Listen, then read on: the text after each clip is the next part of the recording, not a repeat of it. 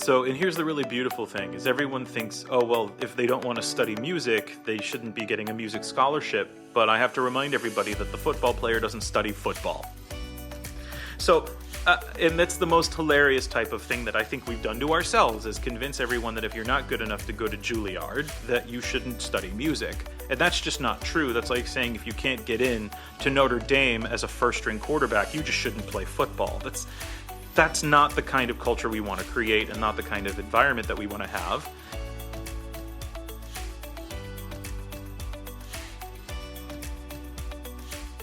Hi, folks, and welcome to the MEFA Podcast. My name is Jonathan Hughes, and you just heard from our guest on the show today. His name is Eytan Wurman, and he was a music teacher who saw that matching student musicians with colleges and with scholarships was way too difficult. So he created CommonTime Pathways to help do just that.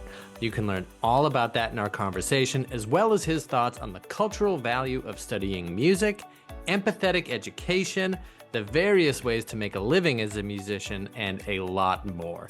He's a deep thinker and very passionate on this subject. So if you're a student musician, or if you have a student musician in your family or in your life who may be college bound soon, you want to stick around and listen to this conversation. I will be back after the interview to wrap things up, but for now, let's meet our guest. My name is Eytan, and I'm the CEO and founder of CommonTime Pathways, which we've effectively created to be a recruiting platform for musicians and giving them the opportunity to network with colleges and have access to recruiting and scholarships the same way that the athletes do. So it's a big thing. There's 5 million musicians that are in schools between 8th grade and senior year of high school, and a huge number of them will not continue music past the age of 18, and nobody really talks about that. It's a pretty big deal, and I think it's important for our culture to start talking about music differently, not just think of it as something nice that's really good for the education and edification of a child, but thinking about specifically the value associated with culture bearers and what the culture bearer economy actually looks like in this country, and thinking about how colleges and student life and all of those things that matter to them really make a difference with regards to music and music education and those music culture bearers. And I think that that CommonTime Pathways is really the new way that we think everyone is going to start talking about music differently. And I think that's really why we're here. Great. So we're going to get into all of that, which I can't wait to do. Yeah. But tell everyone exactly how this works and how students interact and just the big picture of CommonTime. Yeah, so the really cool thing is that right now, the only way that colleges and students interact is primarily through typical and old playbook recruiting channels, right? We're talking about going to conferences, meeting them at all states, talking about going to summer camps and going to be actually working with a professor that's at a summer camp, and they say, hey, you should come and play in my studio.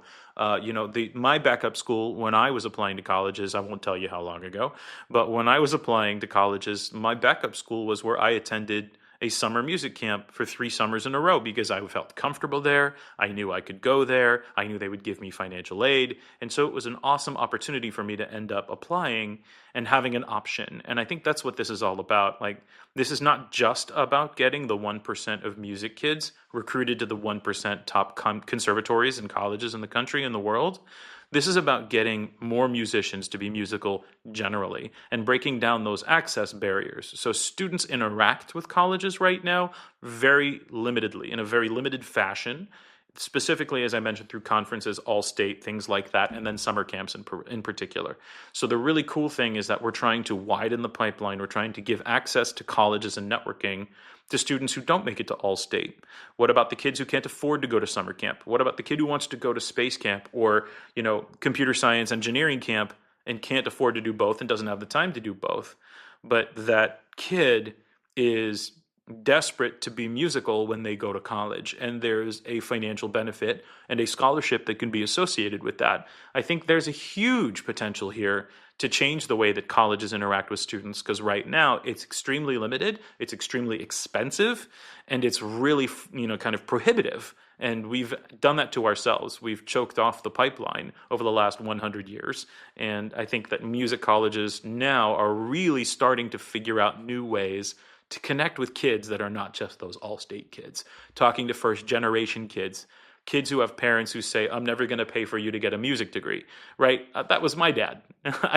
So I think this is kind of a big deal, is making sure that we can reach those kids, because 98% of musicians do not study music in any way, shape, or form. And beyond that, it's a humongous number of them simply leave the music at home when they leave their parents' house. You provided a really useful, I think, analogy with student athletes, right? So a student Sure. athlete could go and post video of him or herself um, to the NCAA, and colleges would have access to that and be Yep. able to see that and know. And they, of course, the analogy here is they want to go and play for that college's team, or the college wants them to come and play for their team. For the musician, what is the parallel with the team? You mentioned a conservatory, is that right? So is this for? Well, it's everything. So, and here's the really beautiful thing, is everyone thinks, oh, well, if they don't want to study music, they shouldn't be getting a music scholarship. But I have to remind everybody that the football player doesn't study football. So, and that's the most hilarious type of thing that I think we've done to ourselves, is convince everyone that if you're not good enough to go to Juilliard, that you shouldn't study music. And that's just not true. That's like saying if you can't get in to Notre Dame as a first-string quarterback, you just shouldn't play football. That's not the kind of culture we want to create, and not the kind of environment that we want to have. And so the really beautiful thing about the athletics comparison is, like you said, guidance counselors around the world are really wonderfully and appreciatively talking about things like NCSA and Max Preps and all of these platforms that exist, like Huddle, where you can sign up as a student and post your video.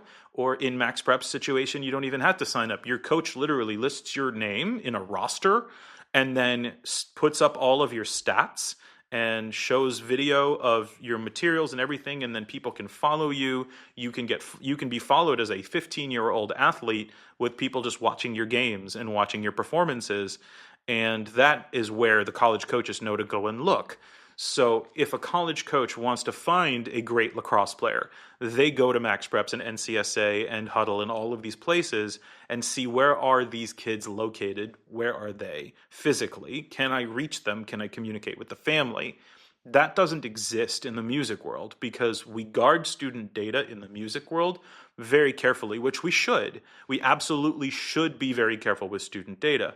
But in the same way that student athletic information is posted and made publicly available, not necessarily to everyone in the whole wide world, everyone has their database protected, but in the end, the college coaches know where to go so that they can funnel that clearinghouse type of thing and then actually make direct connections with the families and with the schools. This doesn't exist in the music world, and that's why we're trying to create it. The idea of a professor of clarinet trying to find somebody in the middle of Texas when their college is in Baltimore. Nobody knows how to do that. The same thing happens when you're not just a music major looking person. Perhaps you're, Florida State, and you're fielding a 420 person marching band. That's an incredible organization that is comprised of both majors and non-majors. There are engineering majors and psychology majors and future lawyers and doctors in that marching band. And I think that universities as a whole have lots of opportunities for students to participate in non-majors ensembles, which means the kid in the third row of clarinet, the clarinet section, who's never going to go to All-State, that kid doesn't practice nearly enough to go to All-State. That doesn't mean they're not worthy of a college scholarship. The idea is that even if you're not a high-achieving clarinetist or a high-achieving violinist or the most incredible vocalist that got the lead in the High School Musical this year, you still deserve a scholarship. And I think that's really where all of this opens up. The idea is that you are creating value for a university by being an artist, the same way that athletes create value for a university by being an athlete. So there is monetary value that is already associated with it, and there are actually most of the colleges out there that are not advertising their scholarship dollars. They can't. And they can't do it the same way that the athletics programs can't do it, right? So the athletes have this whole situation where they can be reached out to, and the scholarship money hasn't been advertised at all. It's just reserved on the side, and it's expected that the university goes and gets the student to assign the scholarship to. No one can put up a billboard on the highway saying, we've got money available, who's a musician. That's not how this works. You have to network directly with the college, network with the band director, network with the orchestra director, network with the choir and jazz directors. At which point, if they like you and you like them, the money exists and can be assigned to you before you even apply, the same way it does for the sports kids. So how does a student then use CommonTime Pathway? So it works in much the same way as a Max Preps or an NCSA. You come in and you post your information, you tag yourself in a video, you put up a YouTube link, and you create your data. You add how far are you willing to go away from home? What is your financial aid need? Like, how big is the school that you want to go to? What other programs does it need to have? For example, are you looking for a computer science degree while at the same time you're an incredible cellist? And then we have the biggest proprietary database, which automatically filters the thousands of colleges in the country and shows you which has both what you're looking for, and then pre-sorts them based on your test scores and your expected, admissions data. What is your target school? What is your reach school? What is your safety school? So there's 100 hours of searching on Google that you don't have to do anymore. And it's all free for an applicant. And so that's really beautiful. What's beautiful about this. And then from there, they can either directly register and connect with and message with professors and colleges and admissions directors, or just in the same way that the sports folks do it, those admissions directors and recruiters and professors can log in and find you. And so they post their video, they post what they play, they post what their academic goals are, they post what their scores are, they post whether they've been in all-state or nationals or regionals or whatever kind of performance things happen. And then you give your little musician statement. They can all come in and they can all filter and see everything that's up there, and they can really go in and then directly invite you to come and meet them.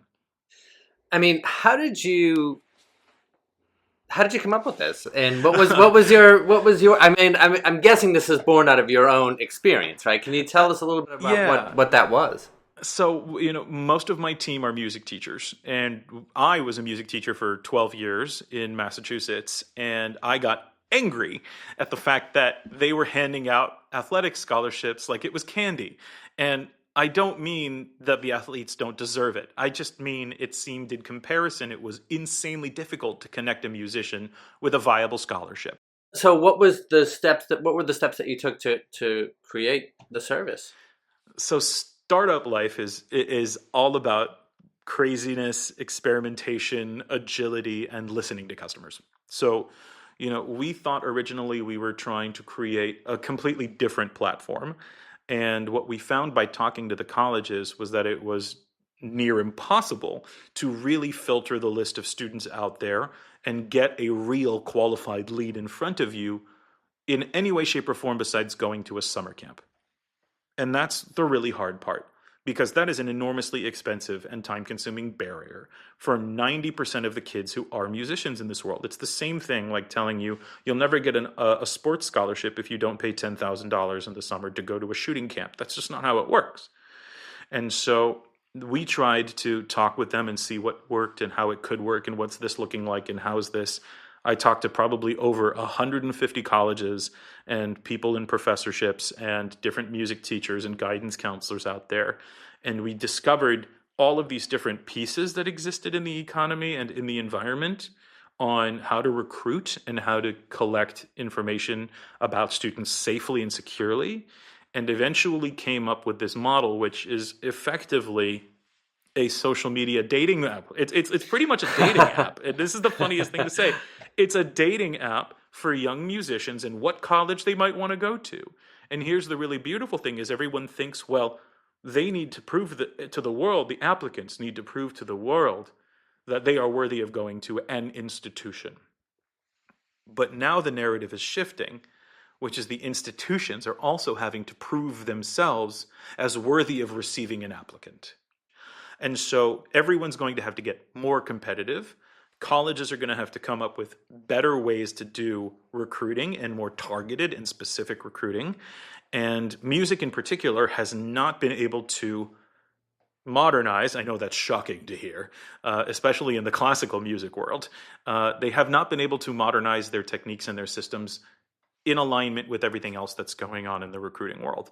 And so I think this is something that's not only we've thought about very in a lot of detail and gotten a lot of people to give us feedback, and we've been super agile and experimenting with different things and features and products and tools within the product. And then I think the platform itself has gone through probably 500 transformations in the last year alone. Sometimes twice a day we'll shift gears completely and just make sure that we're hitting as much value as possible for the colleges, while at the same time staying true to our mission, which is making sure that the students have access to those colleges in a way that treats the student like the thing and the person and the individual with skills and value that needs to be shopped for by the university.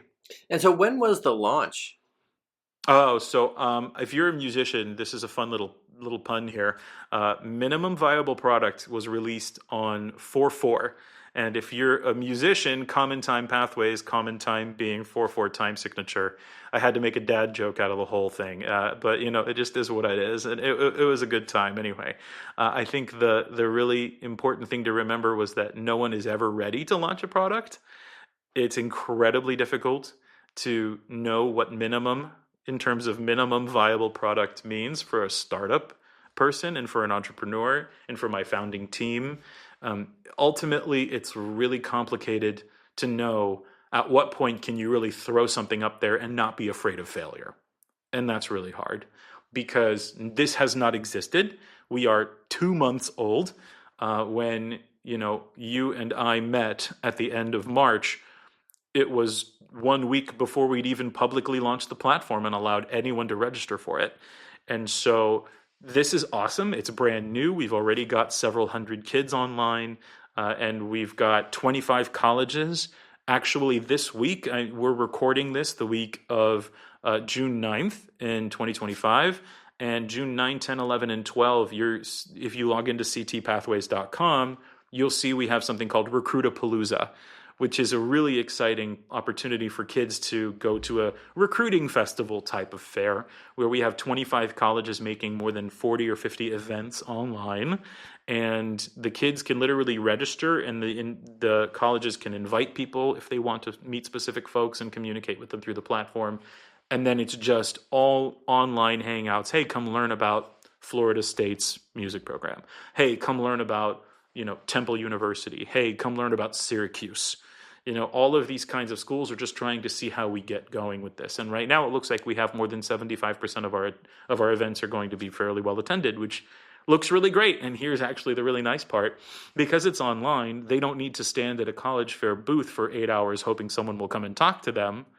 If, let's say, there is that moment when they schedule a meeting, let's say, the New England Conservatory schedules a meeting for 10 a.m., and kids are still in school and the parents can't get out of work to go meet with them, and nobody registers for that one event, NEC can make the decision to say, hey, that wasn't a well-timed event, let's just reschedule it. And they can then not waste their time. They don't have to sit there and wonder if anyone's going to show up. It's all pre-registered, pre-arranged, and confirmed, and it's just a really great, valuable use of their time.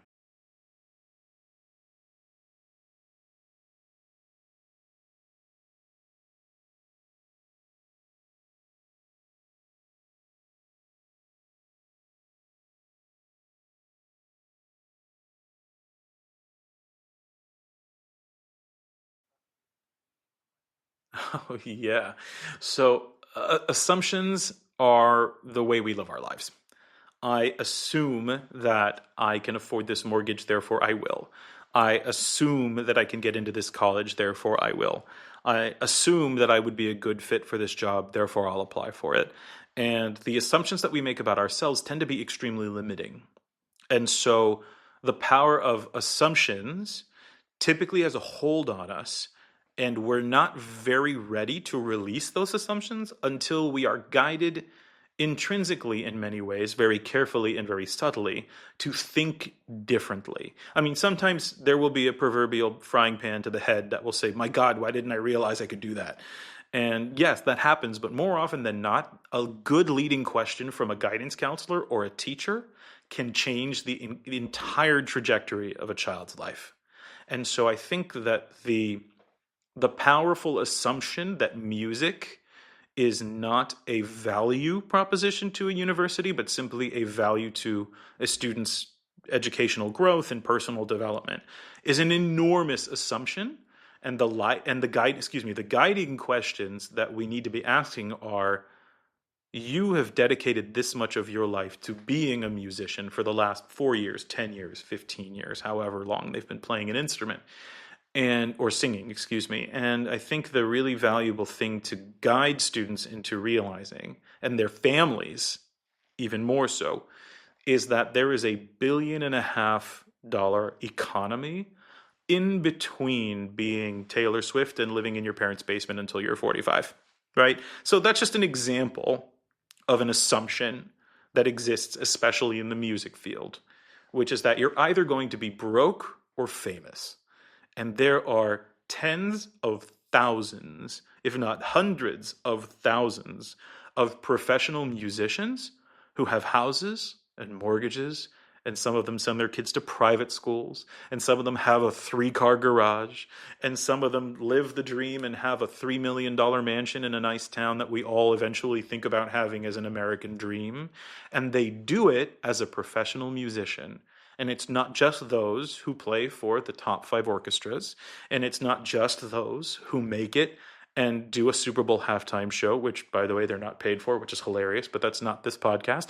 I think that there's an enormous assumption that we make, of course, that musicians have a value to themselves, and we undervalue the value that they give to a community and a society, in particular, what is a university or college environment. And a university and college environment lives off of student life and empathetic education in a community building sense that I think music is enormously central to fostering. And I think that that's where the guiding questions will start to change the way that we assume the value of a musician lives and sits. I think that there needs to be a shift, and the guiding questions that I try to ask are quite simply: why do we value an athlete differently, not better, not worse, than we do a musician? What is empathetic education? I think that this is a really interesting topic, and we could probably do an entire 45-minute discussion just on empathy and education. I think that the role of the self in an education is something that has always been really well established. The idea that your test scores are individual, the idea that your essays are written by you yourself, the ever hated presence of group projects. See what I mean?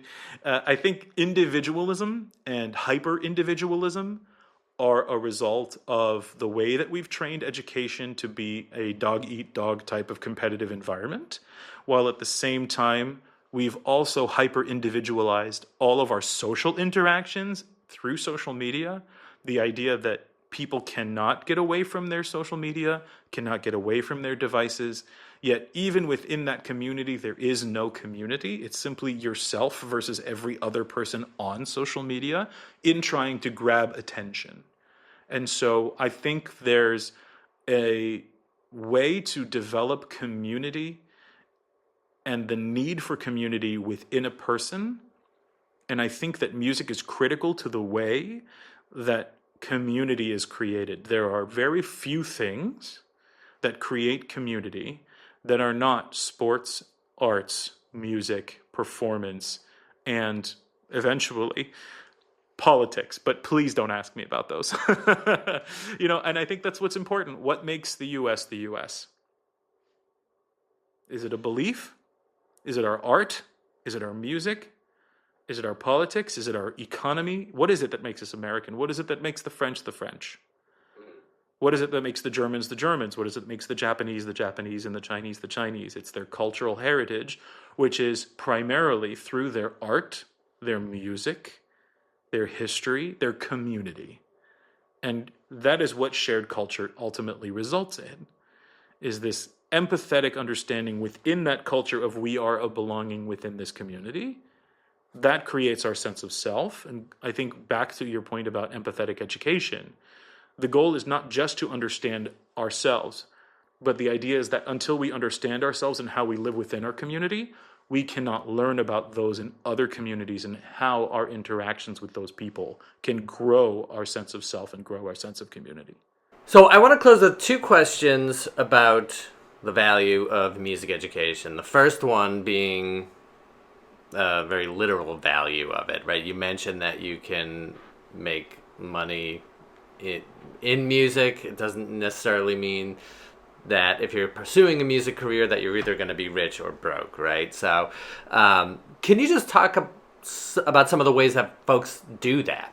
There are more than 20 different tracks for education that allow a musician to find themselves in an economy that allows them ultimately to make a living. Beyond being a professional musician performing, you can be a professional music administrator, music business administrator. You can be a teacher. You can be a music therapist. You can be a jazz performer, an opera singer. You can be a music technology specialist. You can be a sound engineer.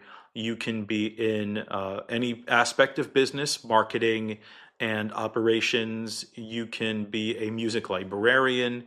You can be any one of probably 2 or 3 dozen different things beyond just a performer. And I think that many musicians actually find themselves going not into an elite performance track because they realize that's like going into music assuming everyone's going to get into the NFL.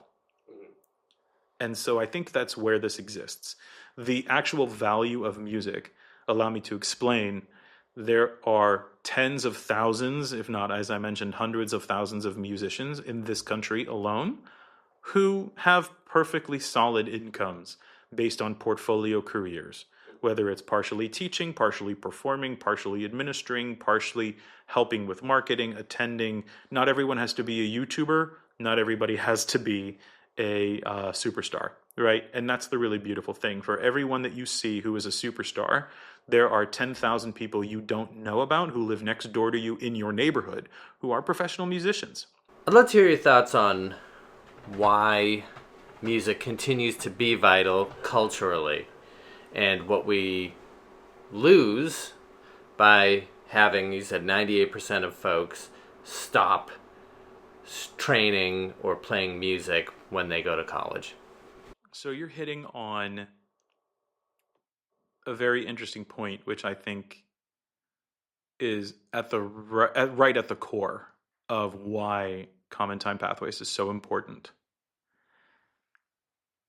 When students who don't have their parents hovering over them to make sure that they practice, go to a concert, attend a rehearsal, move to college and realize that music becomes an independent part of their life, they are, and this has been documented, and I think I need to find the source for you, but I think it's something along the lines of the number of students who are musical in one way, shape, or form independently in college are 10 or 15 times more likely to be concert-going, ticket-buying audience members when they're adults. And so we wonder why our art institutions and our symphony orchestras struggle to fill seats. And it's because I think ultimately most of the people I see going to concerts are musicians in one way, shape, or form that have decided to do something else. And that's entirely valid. People who go and pay for New England Patriots subscription season tickets are kids probably who played football with their parents on the weekends, throwing a football around, playing tackle with their friends when their parents weren't watching. People who buy Celtics tickets or New York Knicks tickets were probably kids who played basketball as children. The idea is that the longer they continue to play into their adult independence, the more likely they are to continue to participate in it as at minimum a consumer skyrockets. And I think that's where this is incredibly important. We don't want 98% of students to stop being musical on their own when they turn 18, 19, 20 and go off to college. We want that number to stay enormous, because the more culture bearers we have, the more cultural and vibrant our community. And I think we've already discussed how that builds into a stronger social community and a better empathetic education. So boy, oh boy, is that a manifesto to die on. So where can young musicians and anyone interested find CommonTime Pathways? So CommonTime Pathways is at ctpathways.com is a great place to come check us out. We're also on socials. If you want to take a look at TikTok or Instagram, they're at CommonTime Pathways. You spell it all out, one word, CommonTime Pathways. And you can always shoot us an email, give us a call. We'd love to hear from everybody. Ultimately, the goal is to have all 5 million of those musicians on the platform, because God knows they need help, just like everyone else paying for what are now astronomically high college costs. So, well, Eytan, thank you so much for being here. I really, really enjoyed this conversation. I loved learning about what you do. Thanks. This is a ton of fun, and I'd be happy to come on anytime. Just shoot me a ring.